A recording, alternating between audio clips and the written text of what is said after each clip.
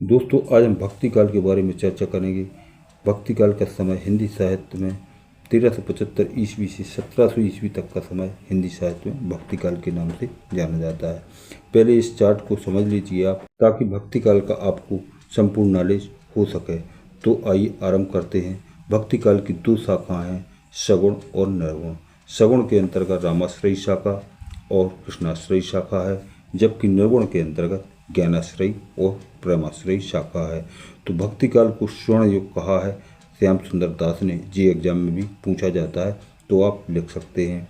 इसके बाद क्या है कि जैसे रामाश्रयी शाखा, तो रामाश्रयी शाखा के प्रमुख कवि तुलसीदास हुए, जिन्होंने राम को आधार मानकर काव्य रचना की। वो रामाश्रयी शाखा के कवि हैं।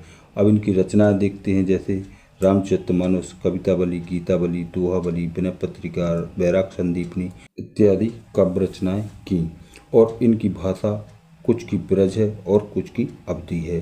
तो जैसे रामचरितमानस अवधी भाषा में लिखा गया। इनके गुरु तुलसीदास के गुरु नरहरिदास थे। अब देखते हैं कृष्णाश्रयी शाखा। तो कृष्णाश्रयी शाखा के प्रमुख सूरदास हुए। ए बल्लवाचार्य के शिष्य थे।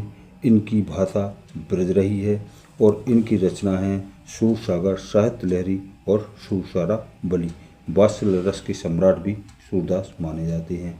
अब देखते हैं निगुण शाखा। तो निगुण शाखा के अंतर्गत ज्ञानाश्रयी शाखा आती है और प्रेमाश्रयी शाखा आती है। तो ज्ञानाश्रयी शाखा के कबीर हुए, नामदेव हुए, रैदास हुए, ये ज्ञानाश्रयी शाखा के कवि हैं। और कबीर के गुरु रामानंद थे और इनकी भाषा, कबीर की भाषा थी सधुकड़ी या पंचमी खिचड़ी।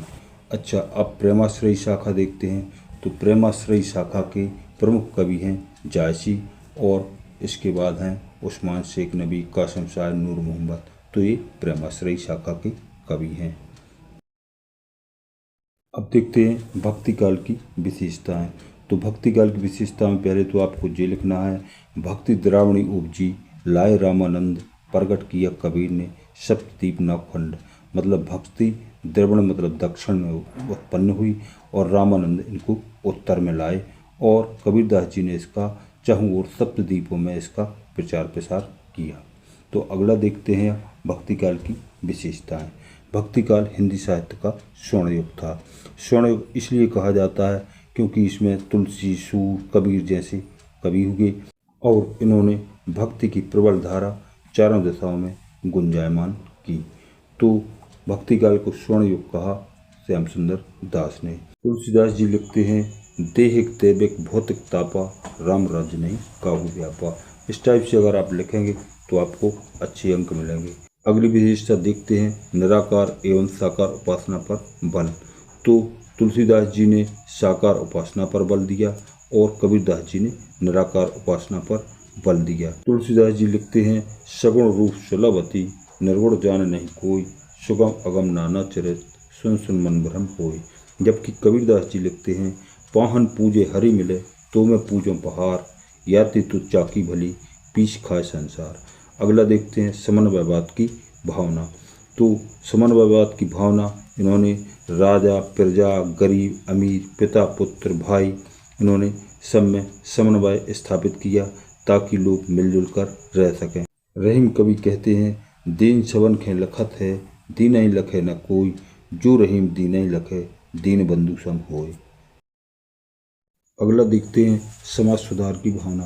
तो समाज सुधार कबीरदास जी ने अपने व्यंग्यात्मक शैली में अनेक दोहे समाज सुधार के लिखे हैं।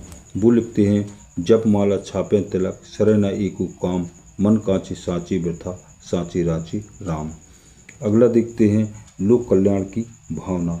तो लोक कल्याण की भावना इन सभी कवियों में भरी पड़ी हो, चाहे तुलसीदास हो, सूरदास हो, चाहे कबीर हो। इनके काव्य में लोक कल्याण की भावना भरी पड़ी है।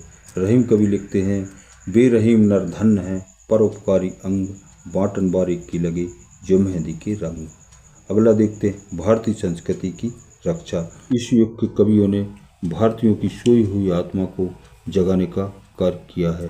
तुलसीदास जी लिखते हैं, जब जब हो धर्म की हानि, बाड़ी असुर अधम अभिमानी, तब तब धरि प्रभु विविध शरीरा, हरहि दया निधि सज्जन पीरा। अगला देखते हैं शक्तिशील सौंदर्य का परिचय। तुलसीदास जी ने अपने काव्य में शक्तिशील सौंदर्य का अद्भुत परिचय दिया है। राम एक आदर्श भी हैं और समय पड़ने पर दुष्टों के संहारक भी हैं। वो लिखते हैं, भरतई हो न राजमत विधि हरिहर पद पाए, करहु सिकाजी सीकरन क्षीर सिंधु बिन साय। अगला देखते हैं ब्रज भाषा एवं अवधि का प्रयोग। इन कवियों ने ब्रज और अवधि का भरपूर प्रयोग किया है। तुलसीदास जी ने ब्रज और अवधि में रचनाएं लिखी, सूरदास ने अपनी रचनाएं ब्रजभाषा में लिखी और इनकी रचनाओं का मुख्य आधार श्रीमद् भागवत गीता था, जबकि तुलसीदास जी की रचनाओं का मुख्य आधार वाल्मीकि रामायण थी। अब एग्जाम में ये भी पूछ लेते हैं भक्ति काल के कवि एवं उनकी रचनाएं।